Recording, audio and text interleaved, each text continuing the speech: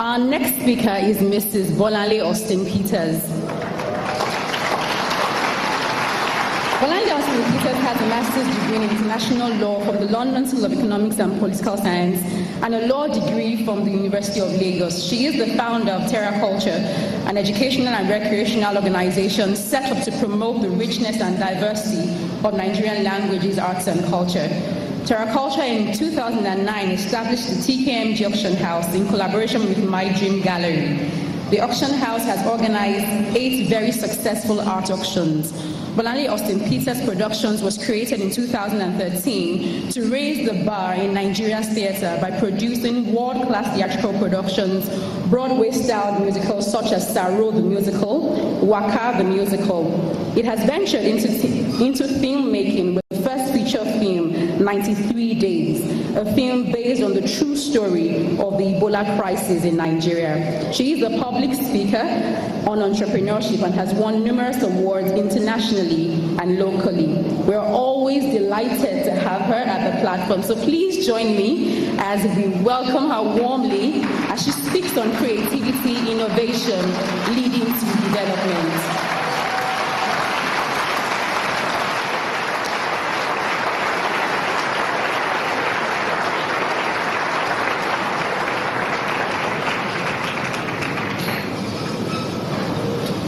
Good morning, thank you all.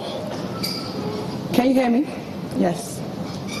You know, I expected that as the only woman on the panel today, I would get a better, more resounding applause than Reverend Adeyemi. Where are the ladies in the house? Where are the ladies in the house? And the men.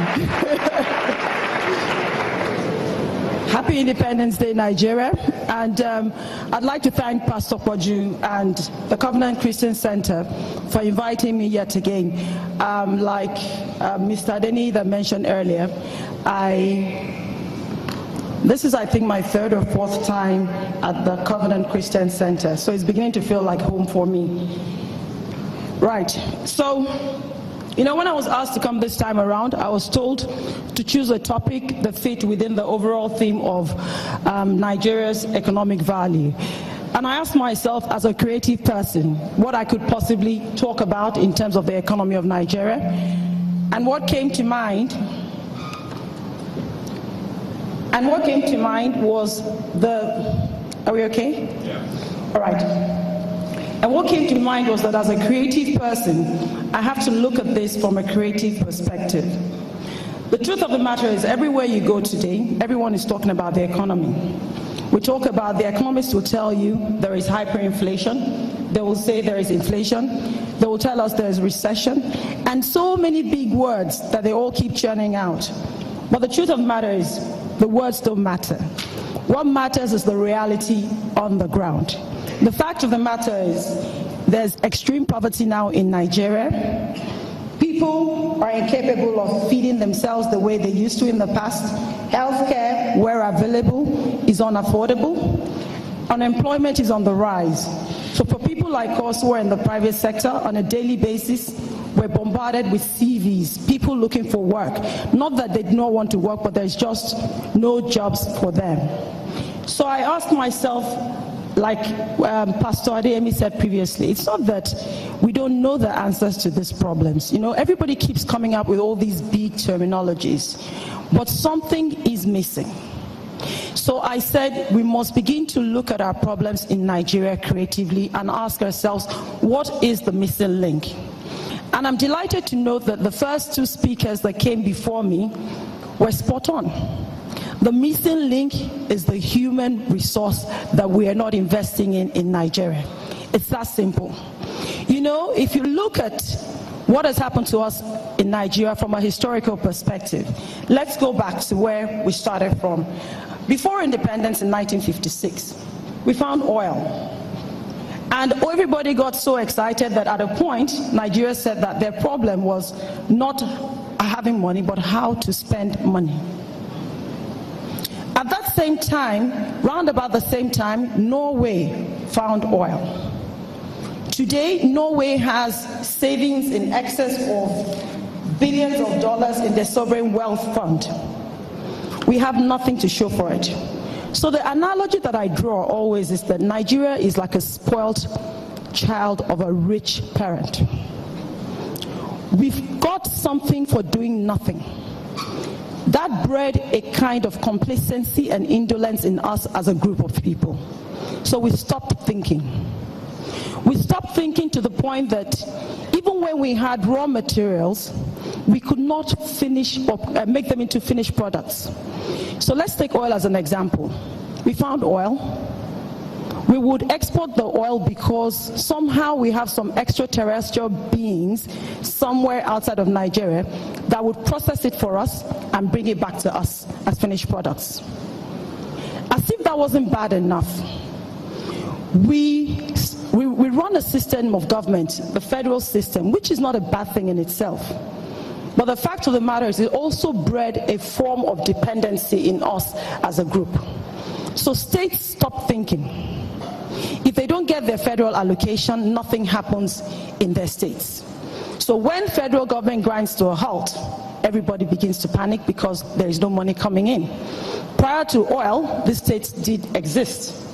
Am I correct? So what went wrong? Everybody just stopped thinking because we had free money. So therefore, we stopped thinking as people and we could not engage our minds any further. Now, the creative mind is singularly the most important tool in any nation. And when we talk about creativity, we're talking about the ability to create something new. You know, something completely new from your environment, from your situation. You look at it and you bring it into reality. So anybody who is capable of looking at the environment and asking themselves, what can I bring to the table? How can I change this conversation and bring something to fruition is a creative being. So I'm focusing today on us as creative people, and I'd like to ask us here today, what are you and what am I bringing to this table? I'm not going to focus on government, because as it is, it's been identified that we have serious issues in governance. And this has... The fact of the matter is you and I dwell in Nigeria, and we have to make Nigeria work for us until government is able to get its act together. So when you look at a study that was carried out recently, it said that 8 in 10 people believe that creativity is critical to unlocking the economic growth of any country. But in the same survey, it was found out that 1 out of 4 of the people who took the same survey said that they were not achieving their creative potential. So that suggests to you and I that 1 out of everybody in this room today is not fulfilling his or her own creative potential. So the question is, as we're all sitting here today, you should ask yourself, what have you brought to the table as a Nigerian? Not necessarily from the government perspective. What have you as an individual done to improve the state that you're living in, or even the immediate environment that you're in? I know the first thing that most of us will say is that Nigeria does not create the enabling environment for us to thrive. I'm sure a lot of people will say that. But the truth of the matter is, when Mr. Adeniyi was here, he counted out a lot of names of people who are doing great things, and they're also Nigerians, in spite of the situation that we all find ourselves in. So we need to start asking ourselves, what can I do in spite of government? Because I will go to government at a point in time. But let's look internally and ask ourselves, what did Serena Williams do to make her special?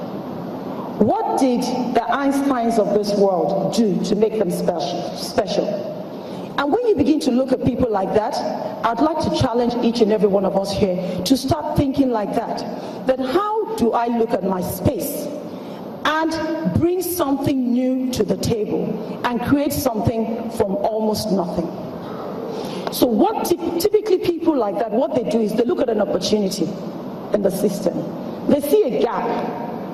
And when they see this gap, they plug into it, they train themselves, they educate themselves, but more important, through practice, they become people of excellence. But if you look at us as a people, typically, a lot of people are very casual about things.